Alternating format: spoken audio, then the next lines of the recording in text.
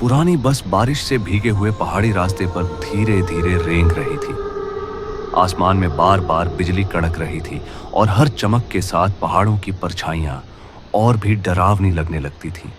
बस की खिड़की से बाहर देखते हुए आर्यन का मन बेचैन था। वह कई सालों बाद अपने पुश्तैनी गांव लौट रहा था, एक जमीन के कागजी काम के सिलसिले में। गांव का नाम था सुना खेत। जैसे ही बस गांव के चौक पर रुकी, अजीब सा सन्नाटा छा गया। शाम ढलने में अभी थोड़ा वक्त था, फिर भी लोग अपने अपने घरों के दरवाजे जल्दी जल्दी बंद करने लगे। खिड़कियां बंद हो गईं, कुंडियां चढ़ गईं। आर्यन ने पास खड़े एक बुजुर्ग से पूछा, काका, इतनी जल्दी सब लोग अपने घर क्यों बंद कर रहे हैं? बुजुर्ग ने बिना पीछे देखे धीमी आवाज में कहा, बेटा, यहां रात को रोशनी नहीं चलती, यहां सिर्फ परछाइयां चलती हैं। ये सुनकर आर्यन के रोंगटे खड़े हो गए। वह सीधे अपने पुराने खानदानी महल पहुंचा। भारी लोहे का फाटक खुद ब खुद चरमराता हुआ खुल गया। अंदर की हवा नम और ठंडी थी। दीवारों पर लगी पुरानी तस्वीरें जैसे उसे घूर रही थीं। जब भी वह आगे बढ़ता, उसे लगता उन तस्वीरों की आंखें उसका पीछा कर रही हैं। रात के ठीक 12 बजे अचानक रसोई से बर्तन गिरने की तेज आवाज आई। आर्यन का दिल जोर से धड़क उठा। वह टॉर्च लेकर नीचे उतरा।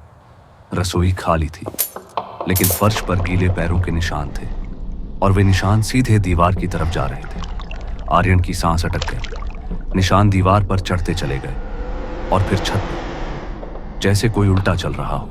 तभी उसे अपने कान के पास एक ठंडी सांस महसूस हुई। वह सिहर था। डर के मारे पीछे हटते हुए उसे एक छुपा हुआ दरवाजा दिखा। वह दरवाजा नीचे एक पुराने बेसमेंट में जाता था। वहां धूल, जाले और टूटी पेटियां बिखरी पड़ी थीं। एक पेटी में उसे कपड़े में लिपटी एक पुरानी डायरी मिली। डायरी के पन्ने पीले पड़ चुके थे। जैसे जैसे वह पढ़ता गया, उसके हाथ कांपने लगे। डायरी में लिखा था कि उसके पुरखों ने एक ऐसी शक्ति को कैद किया था जो इंसानों की परछाइयां चुरा लेती थी।